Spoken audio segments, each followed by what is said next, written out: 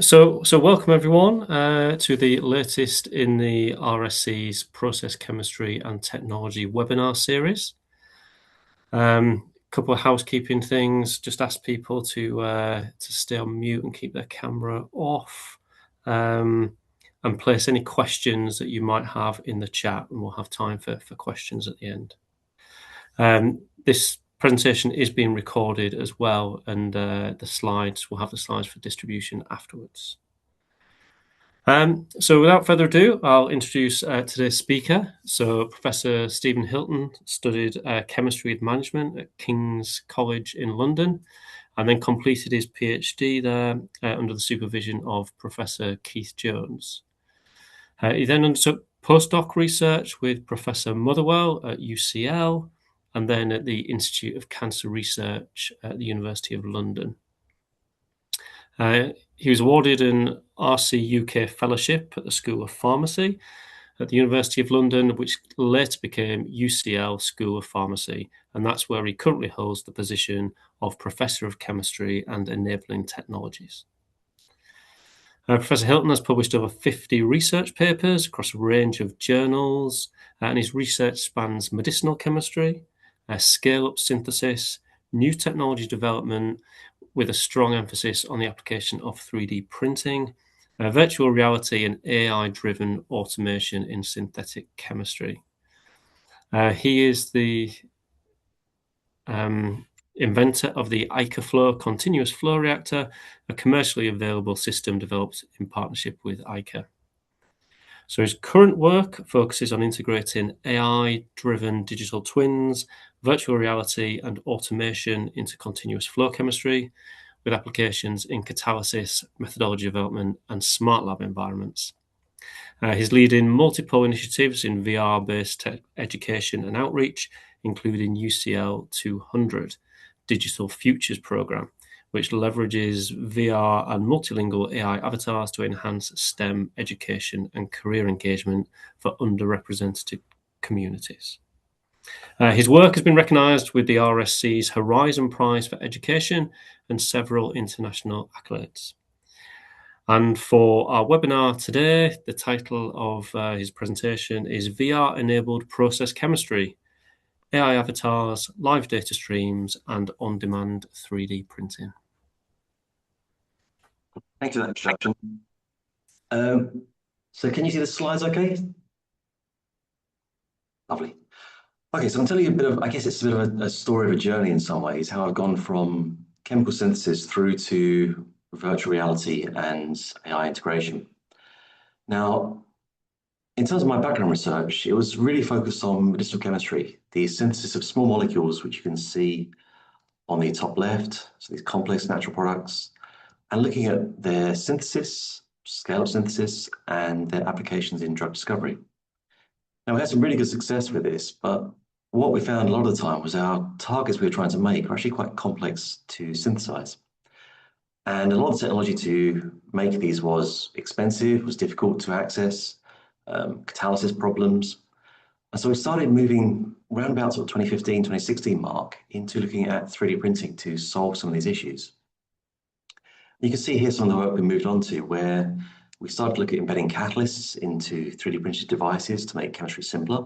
So rather than being a simple magnetic follower, the magnetic follower is also the catalyst. So we have an embedded catalyst in the ceramide. You can read more about some of these papers in here. As part of that journey for the scale-up synthesis, we really had a lot of barriers in the scale-up work in that we couldn't actually access flow systems easily. And so we started thinking about how to make these and design our own ones with 3D printing and build these. And more lately, as we've been collaborating around the world, we've been looking at virtual reality, 3D printing, and robotics to try and solve a lot of these challenges as well for global collaboration and explaining some of the work that we do. You can see here a real meeting room on the bottom over here, and above the digital twin of this meeting room with a virtual reality model floating in the middle, and also some robotics which we're working on more recently. Now, beyond this, at the School of Pharmacy, we also look at reactive extrusion. So again, scale-up synthesis using our mini extruder we've developed for chemical synthesis. So again, sort of solvent-free synthesis, point-of-care diagnostics in mobile phones, 3D printing in drug delivery, and 3D printing with personalized therapy. So scanning patients and developing personalized devices that match those. And some clinical trials we've had recently on that as well. Now, our chemistry has really evolved, and it keeps evolving in terms of the work we do in the lab. And a lot of that is based around technology. Looking back at 2023, our laboratory is really classified into 4 domains. So the chemical synthesis, 3D printing, low-cost electronics and systems, and we're starting to look at virtual reality around that time. And what we've realized more recently, these aren't really 4 separate domains. The way that we now think about this is a combined laboratory approach, in that we have the chemistry in the lab, we have the 3D printing, we have the low-cost electronics, we have the VR, and we have the AI, and they're all enabled in a continuous cloud approach, in that all these elements are joined together and integrate with each other. And you can read more about these in some of these articles down below. But ultimately, it's how do you take separate elements, combine them to make chemistry simpler and more accessible. Now, a lot of our work has really been around integrating, in effect, separate technologies in the lab and applying them, be it when you're working at the bench, when you're working at the analytical suite at the back of the lab, or with the 3D printing equipment, or when you're working at the bench afterwards, writing up. It's about integrating digital information more simply and easily and making it accessible wherever you are, also in the office as well. So the idea is that all of these machines in the lab aren't separate pieces of equipment. They are all integrated with digital technologies and into the cloud as well.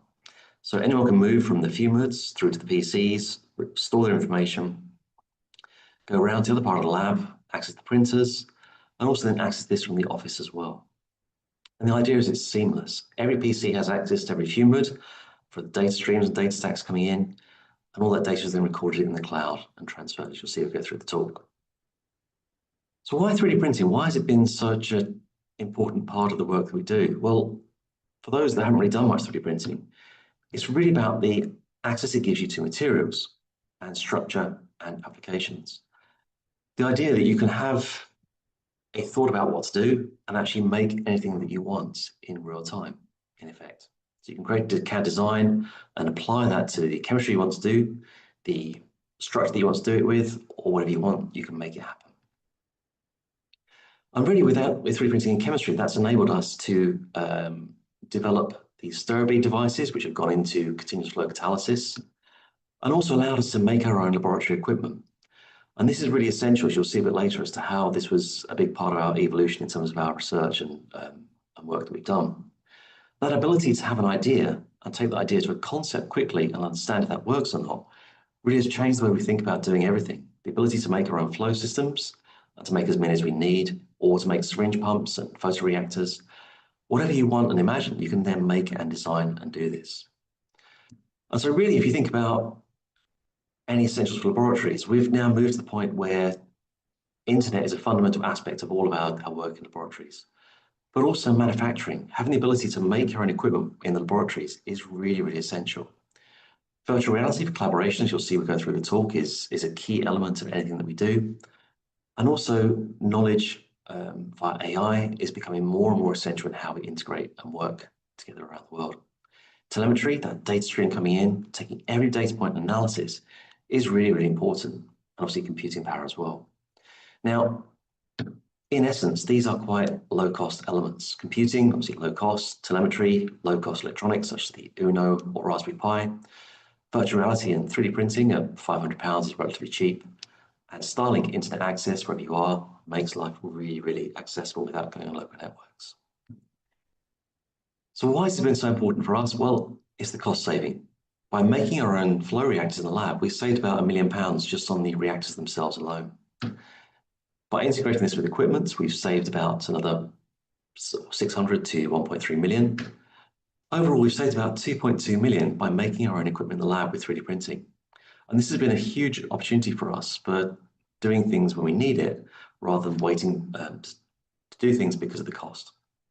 So cost has not been a block in anything that we've done, because we've been able to make everything that we need.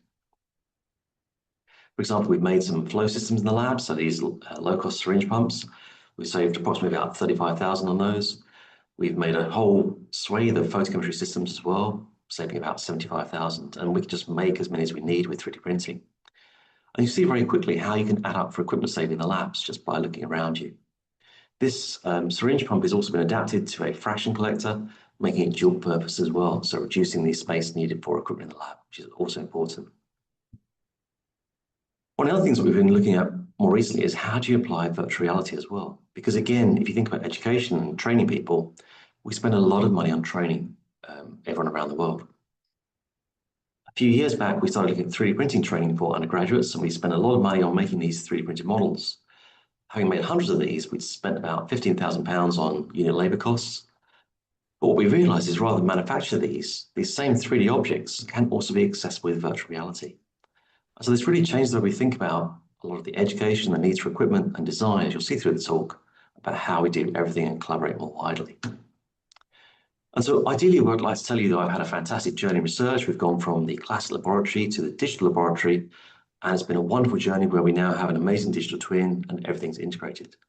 But there's been a few hiccups on the road of this research journey.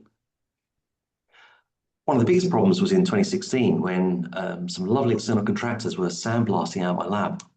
And we were doing some amazing 3D printing work with catalysis at the time.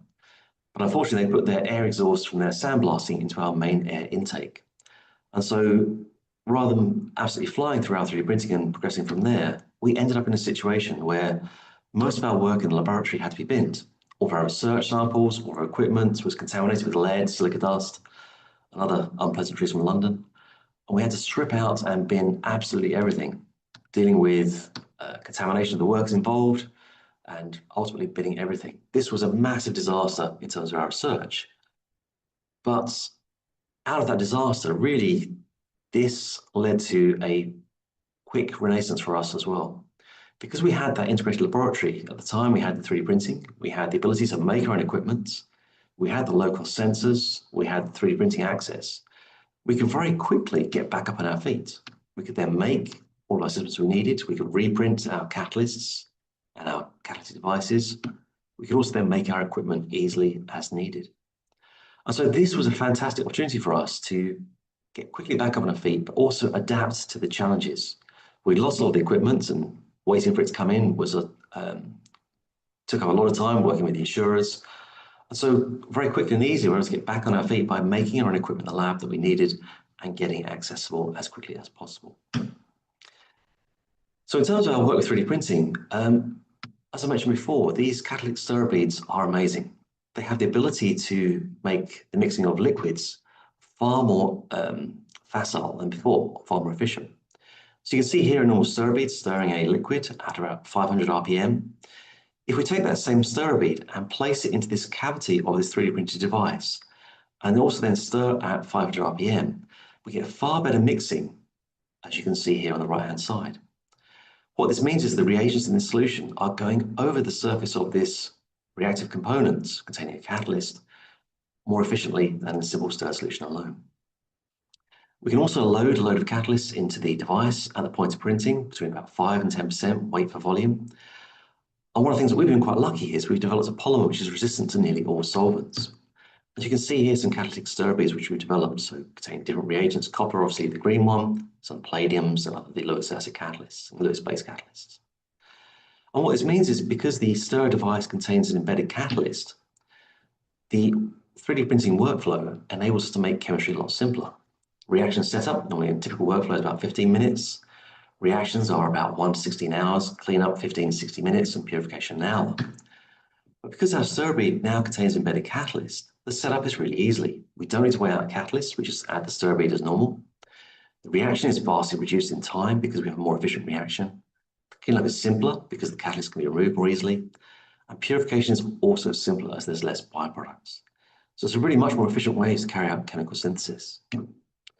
And in this way, you can see here this example with this heterocycle formation, where we take the aldehyde, react with the monothiol, and using the yttrium trichloride catalyst, we get really good conversion to the products.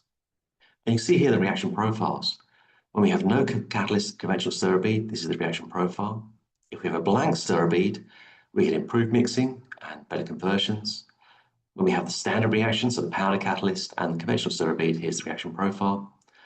And when we have a powder catalyst and blank stirrer bead, we get a far more efficient reaction, and containing the embedded catalyst is even better. So you can see here how it makes chemistry simpler, easier, and more efficient. And you can read more about this in this paper below. One of the key things that we moved on to after our lab contamination was looking at low-cost continuous flow. Because what we found was that flow chemistry was a massive barrier to our scale-up synthesis. And we started looking at how can we use 3D printing to actually make our own systems. Because these big, bulky flow systems often take up huge amounts of human space, and being a big capital investment, between about 30 to 100,000, means that these are effectively locked out for most lab users, or humans that become locked out. And so in terms of your lab real estate, these systems tend to have a blocking effect on the lab. And so we started looking at redesigning our own system. Could we design a system that has no electronics, is simple to use for a user, so ideally it only has one knob to control the flow rates, has no electronics, and combines with existing lab equipment?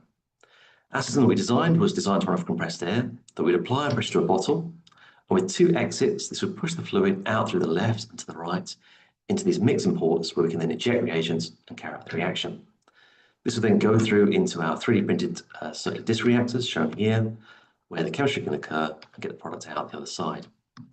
And so it's very similar to a continuous flow system in that it has a solvent reservoir, reagent injection points, flow control, because we can control the flow of compressed air via that and the capillary resistor, and a heating and residence time of the stirrer hot plate. But in the meantime, it takes up far less room because it can fit with any existing stirrer hot plate. And this works really, really well for our laboratory and applications elsewhere. We've done quite a lot of work with this, so you can see here some standard SNAR chemistry, some electrochemistry, where we designed a different cell for this to work with electricin, and also some photochemistry as well with the same system. And again, the idea is that our system works as well as the ICA flow. It doesn't really matter which equipment you're doing, but they both work in tandem to control the chemistry you want. Now, using the same process of the stirrer beads, we've also been able to incorporate catalysts into flow chips. You can see here a copper catalyst into a flow path, where we can now inject reagents, do some nice click chemistry, and get the products out the other end without the need for solution-based catalysts. So a really, really simple approach to scaling up chemical synthesis, drug-like molecules. So what is the link with 3D printing and virtual reality? Why do we take that leap into that domain? Well, a lot of 3D printing and virtual reality have CAD designers at its core. They both look at digital models that's for the 3D printing side, create physical models. But in virtual reality, take the same CAD designs and can view those with a virtual reality headset. So why do we get into virtual reality? Well, a lot of it was triggered by the pandemic. The ability to, the challenges of COVID, where we couldn't actually collaborate around the world. We couldn't get equipment as needed with manufacturing pauses. And so really, that was our key push to really grow our 3D printing and grow our digital technologies to collaborate around the world. A lot of that we'd seen with our chemical synthesis work for scale-up and equipment lab, but also demands from hospitals in the area for manufacturing for us as well. The desire to remote collaborate to try and understand some of the challenges of the needs of hospitals and the requirements they needed for patients, and also the manufacturing of the PPE protection for patients as well and oxygen valves. The ability to mass manufacture these was a big driver for us in the lockdown, and then trying to trigger us with working more remotely. And you can see here our home working conditions and our home laboratory where we were working at the time on a lot of this work. And so those challenges really pushed us to think about how do we work better together around the world? How can we take separated flow systems and integrate those around the world with other users and start to work together more efficiently? So about 18th of March, we had the printers and VR sets at home. You can see here the home lab on the left and our working conditions at the time. And very quickly, we started looking at commercial software at the time because that was all we could do. This gave us a really good understanding of virtual reality, the quality and how it could work with users. But what we found was this was a massive problem. The cost of the software was actually quite high. We ended up with static builds, we couldn't modify these. And quite often what you initially designed didn't actually work out for what you wanted. But it gave us a really good start for understanding how we could use VR and the power of the options. So during the pandemic, we started to digitize our lab. We took the lab CAD drawings. We then created a CAD model of the laboratory. We took our equipment in the same way, digitized this by transferring to Tinkercad, then to Fusion, and then to Unreal Engine. And so from 18th of March, when the lab locked down, by 18th of May, we had our first virtual laboratory, which we could then start to move around. And so we call this Back to the Future because we really were going back to the future, redesigning the lab, going back through all those challenges. You can see here some very early versions of the software that we had. The ability to take those same 3D models we had before, to pick those up and actually work with those, was a fantastic demonstration of the power of virtual reality.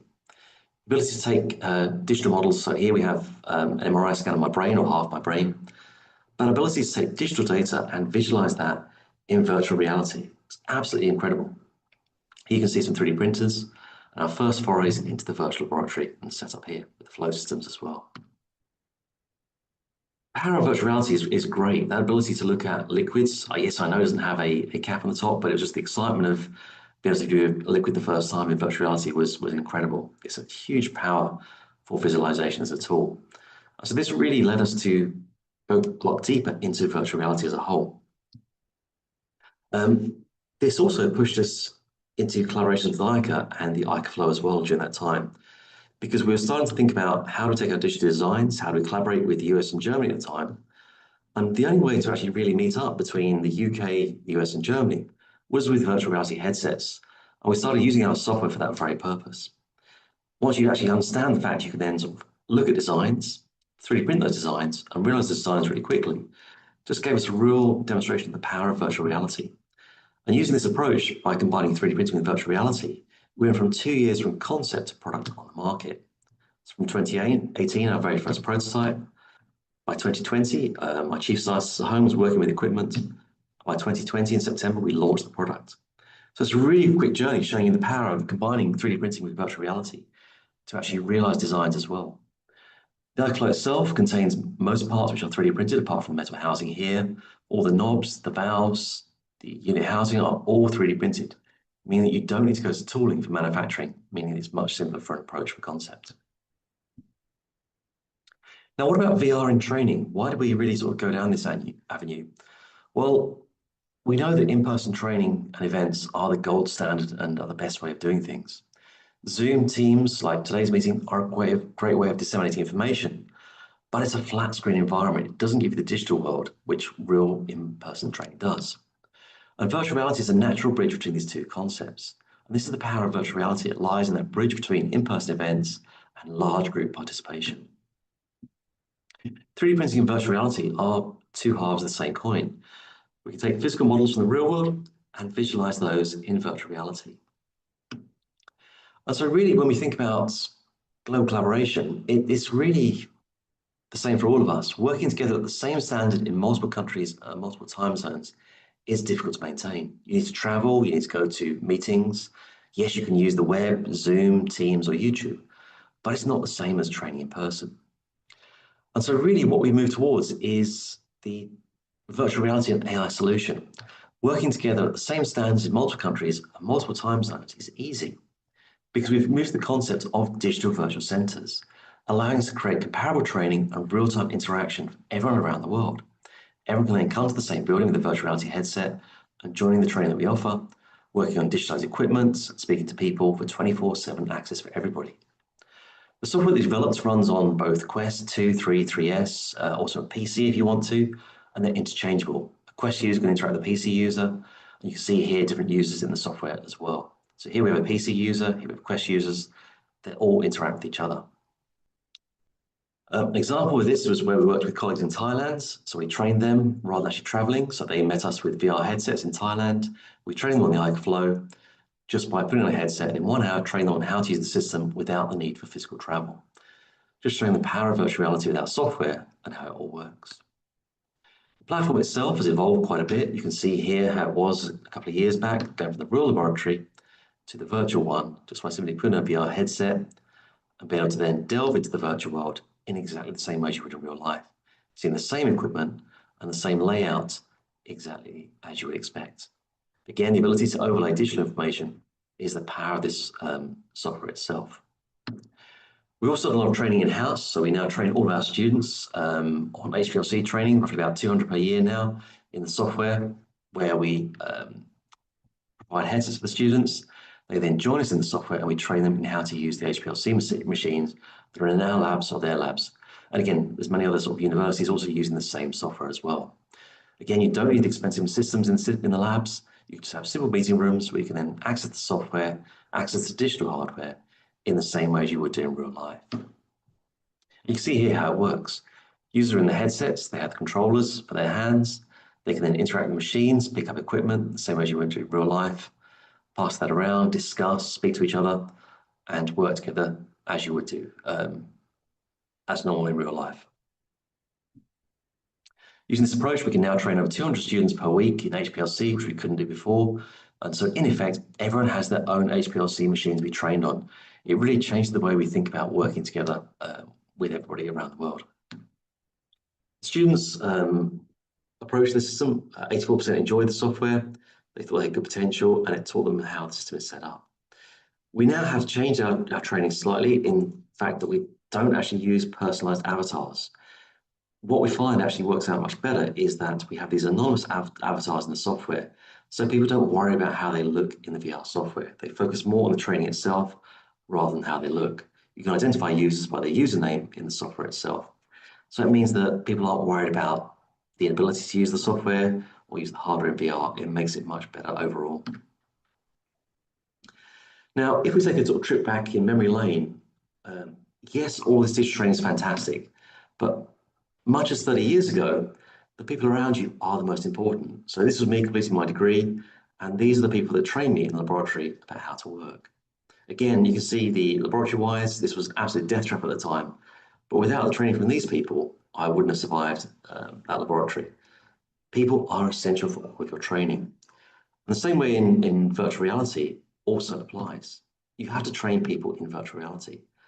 One of the things we'll be moving to more heavily is the use of conversational AI to avoid this problem. An example I use of this is Matt. Matt was a postdoc in my group for about 7 years, and he knew how to do everything, how to order, how to carry out chemistry, where everything was, passwords, service, logs for instrumentation, everything. And when he left, there was a transition period, but there's always gaps. There's always gaps in training. And what we wanted to do was to, in effect, digitize Matt, generate an AI version of him, and to have him accessible 24/7. So in effect, Matt has never left the lab. His knowledge is now embedded in the laboratory, and this is also then accessible for everyone around the world.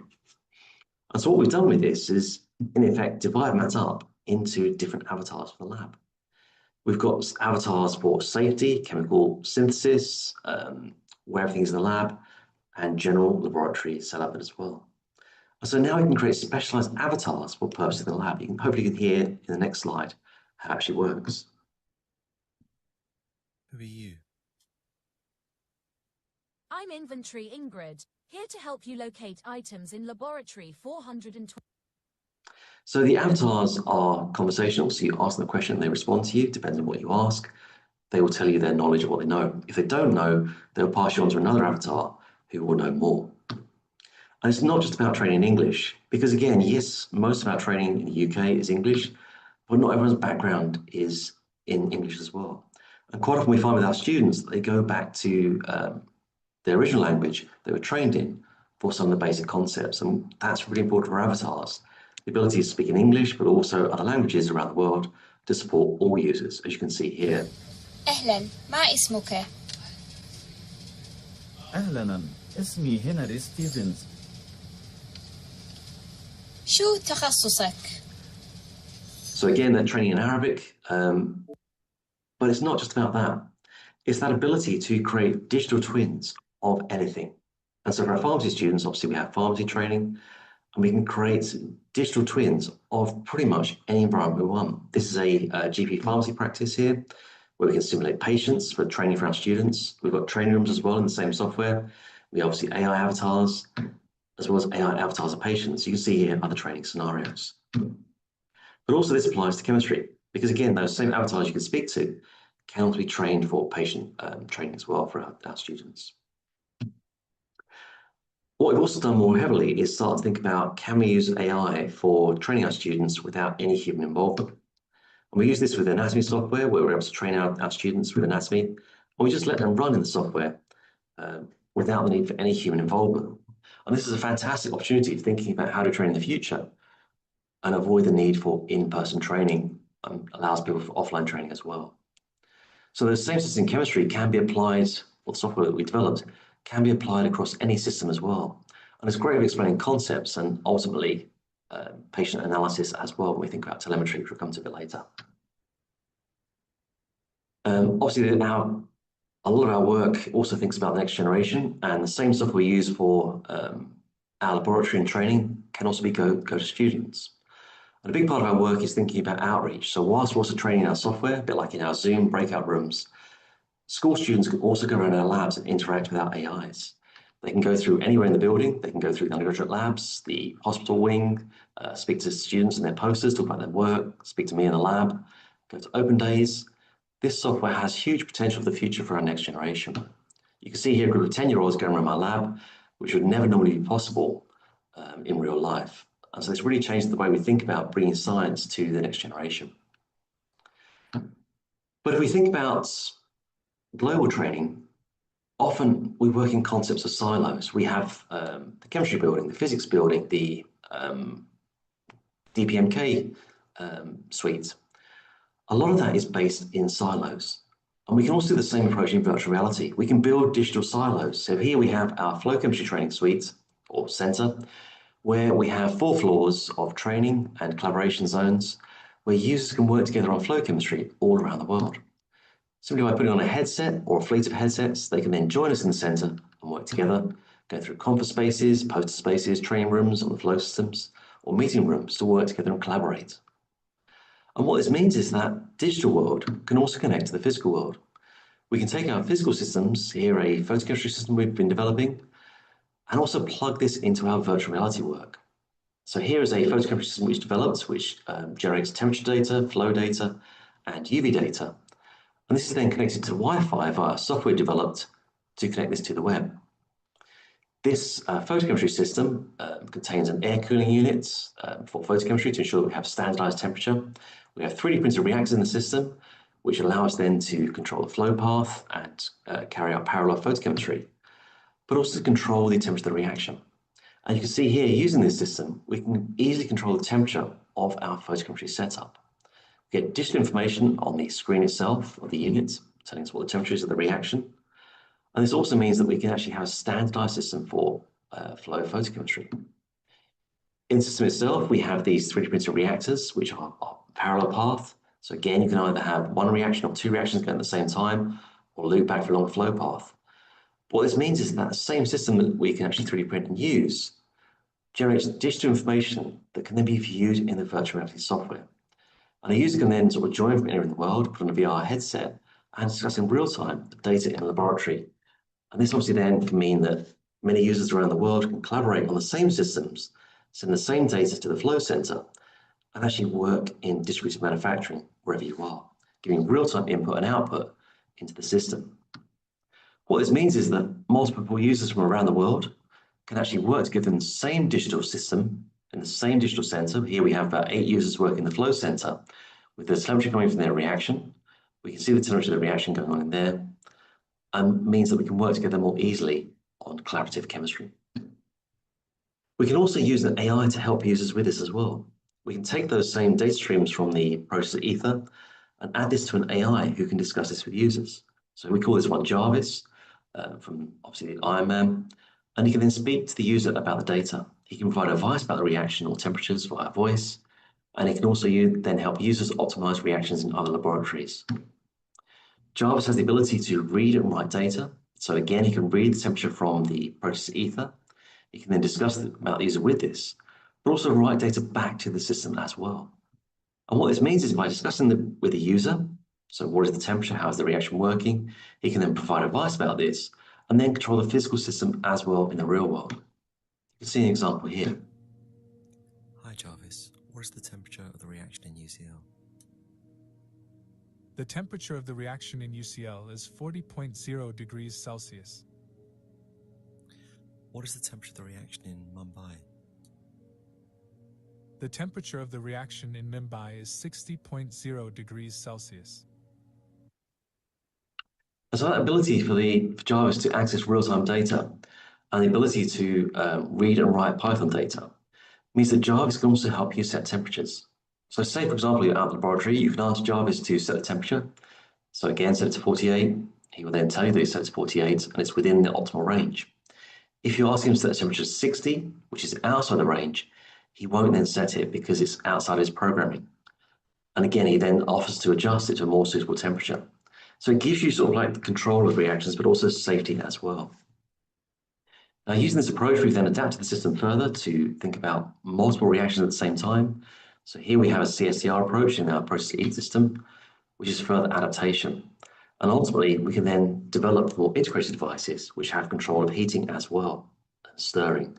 So you can see an example of what we're working on more recently is a continuous flow photo system which has stirring built in, but also temperature control as well, making it simple and cloud-linked opportunity. Now, using this approach, we've then really built a global collaborative system with this approach with virtual reality. Because again, it's not just about working in my lab, it's about linking up with other users around the world.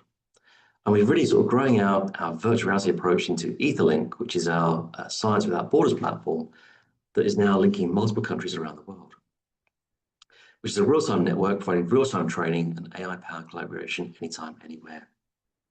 This works through Etherlink Central, which is a central building for scientists to come together and work together, as well as regional hubs for specialist training and advice. You can see here some examples in terms of the time. I'll probably just zip past these. But it's that ability to train others who might not have access to training around the world wherever they need it.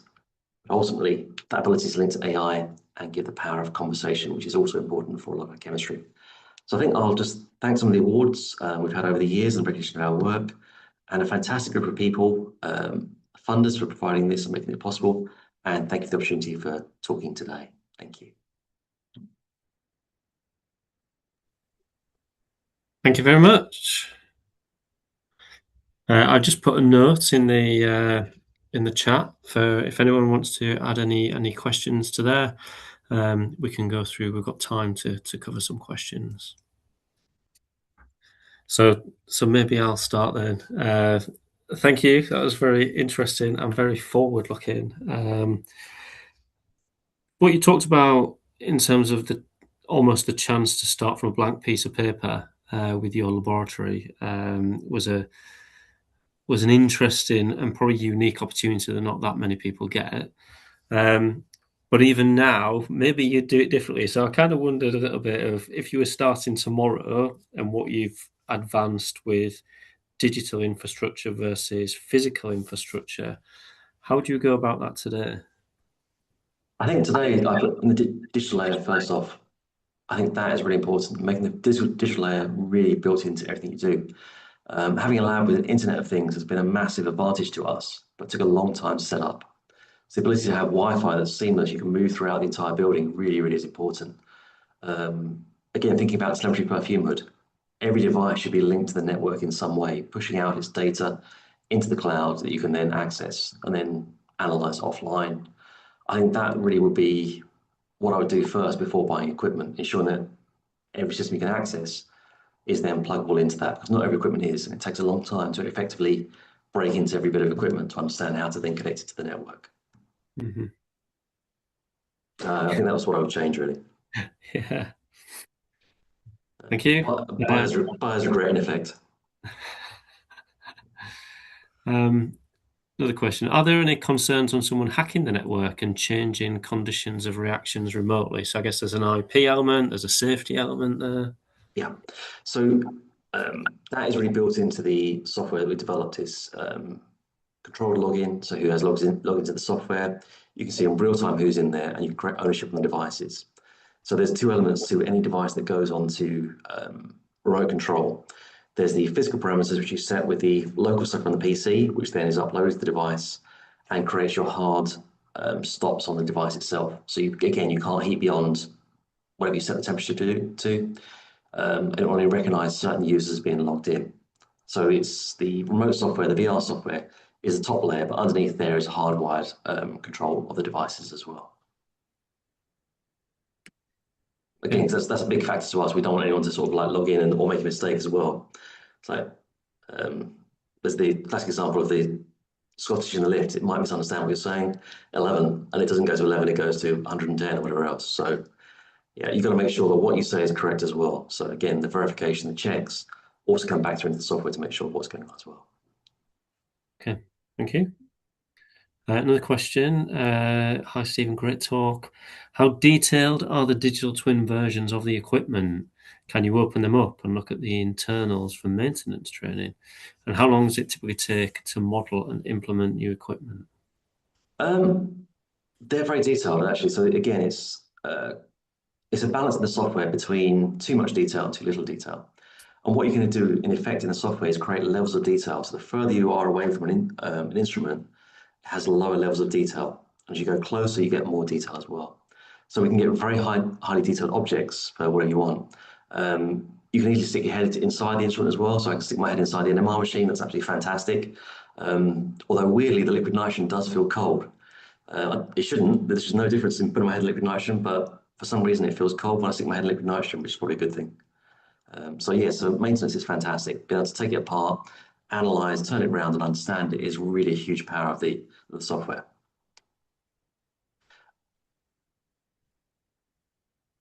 Oh, and then I think there's an add-on to that question about the length of time it takes to model and implement new equipment. Yeah, it depends. So quite often, because we had a lot of the CAD work already from the 3D printing, it became very quick to make equipment. So we had all the fumes and everything else. Some equipment takes a lot quicker than others. An NMR machine probably took about a day to design and do.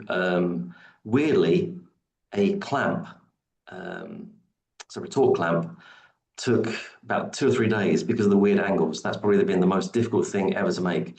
3D printers, flow systems are really, really quick. The clamp has been a nightmare. But other than that, it's pretty quick to do and add it to the software. I think that was one of the big drivers for us with the software, was actually having our own software. We hadn't got to rely on external people to do it. We do it all ourselves in the group, and all the software is owned by the group as well. So it means it's really easy to make changes wherever we need.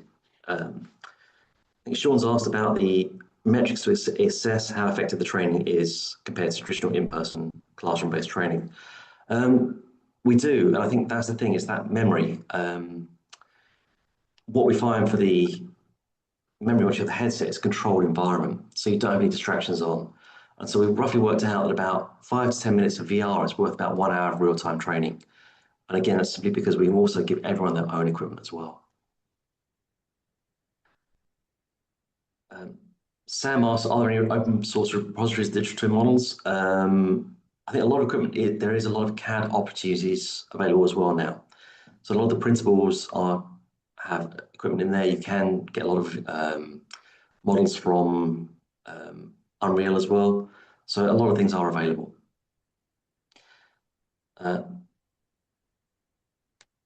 Again, a lot of things you can then CAD up as well. So some manufacturers will also share their CAD models as well for us, which actually makes life a lot easier for ourselves.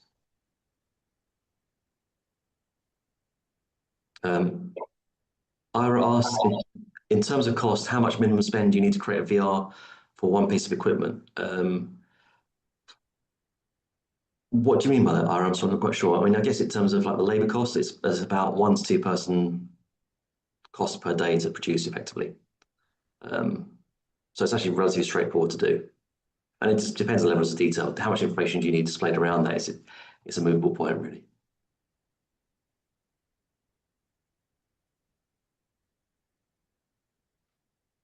Toby's asking about 3D printing with the magnetic stirrers. What do you use the magnetic element inside? We just use a normal stirrer bead, a stirrer flea. So we then push that into the cavity, and then that can also be reused once you've finished that if you want to.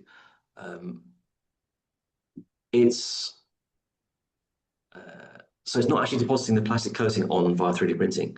What we do is we 3D print from a resin, so SLA type printing. So we make a solution of the catalyst inside the resin that we've developed, and then we 3D print the objects. So the catalyst is embedded throughout the entire device. And so actually it's quite straightforward to actually 3D print those. Sam's asking, when using the VR headset in a lab, is the location tracked that you can walk around? Have you looked at AR? Yes, we have. And again, the idea is that you can actually put on a headset. You can then chat to the AI co-pilot next to you.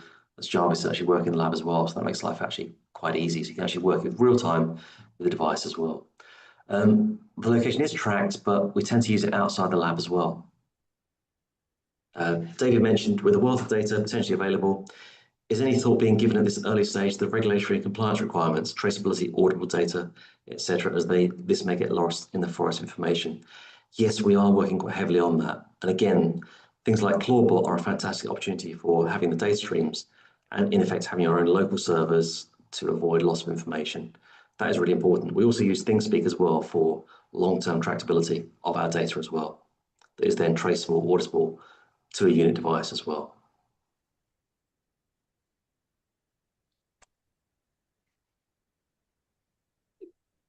Any more questions in the chat? They're drying up a little bit. Yes, there's another question appeared. Pavel, we are working on that, and so I think a lot of that has to do with data, and so that's really about how building more data streams coming in, getting more data, allows them to predict reaction outcomes.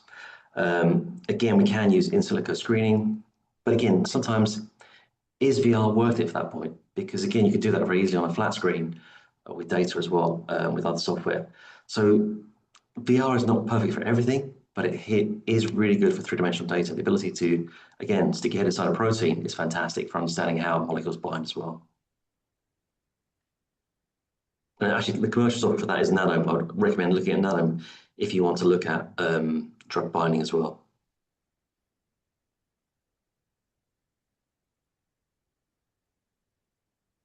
Shall I ask another question? That's right. It was about the knowledge avatar, your multiple mats that you then created. How did you build that in terms of extracting the knowledge from a person and building that into the avatars? What we did, we trapped them out for about a week and we held them down with a lamp and just told them to tell us everything. That's the best way of doing it. A lot of it is like you just write information down. You can just upload multiple text files to the avatars. And then we spent a lot of time actually working out how to get the correct information. Actually, what we find is you need about a 5 to 10% leap to ChatGPT or Claude or Llama to get the better response to questions, because what you ask might not necessarily be entirely related to the database of information. And so using that knowledge base, that core information, we then get about a 95 to 98% accuracy of responses for our avatars based on the core knowledge which we've uploaded to them. Yeah. So it does require some training as well. Yeah. Now, part of me was thinking of, as working in industrial organizations, there's a lot of people who build up many, many years of knowledge and expertise, and one day they walk out the door, and some organizations that knowledge goes with them. So are there ways to capture that to help train and educate other people earlier on in their careers? I think that's really the thing we've seen as well, because again, like you're asked the same questions so many times by people as well. Where's this? Where's that? How to do this? How to do that? And that takes up a big chunk of your day. Go and ask Digital Steve is much better. I think that's really important as well. And again, people get embarrassed asking, oh God, I've asked him twice. I can't ask a third time. He's going to think I'm an idiot. I'd rather they ask than make a mistake. Yeah. And so I think this is really important for that purpose, that there is that support as well for everybody as well. I think that's also that embarrassment factor is really important for virtual reality and AI.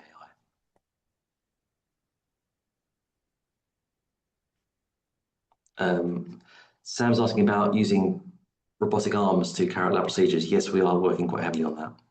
I think that's a really big area where we'll go forward in the future, particularly with mobile robots as well. Again, I think that's a big opportunity for everyone in terms of working in labs and process chemistries as well. Replicated humans will be a massive opportunity for everybody.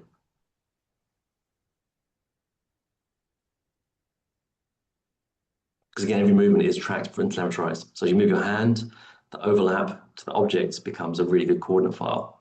And that same coordinate can be applied to a robot to do exactly the same thing as you've done. Ultimately, it will then be linked to real-time information, so cameras in humans that can track every movement of every object in there. And ultimately, it's three-dimensional location as well. I think there's a massive opportunity with that for robotics. I think even for safety as well. So I remember when I was making some diazer compounds many years ago with a safety shield, I was trying to work out whether I would lose my right hand or my left hand, which one I was going to then touch the flask with. And so having movement as a robotic arm is really good thought process for everybody.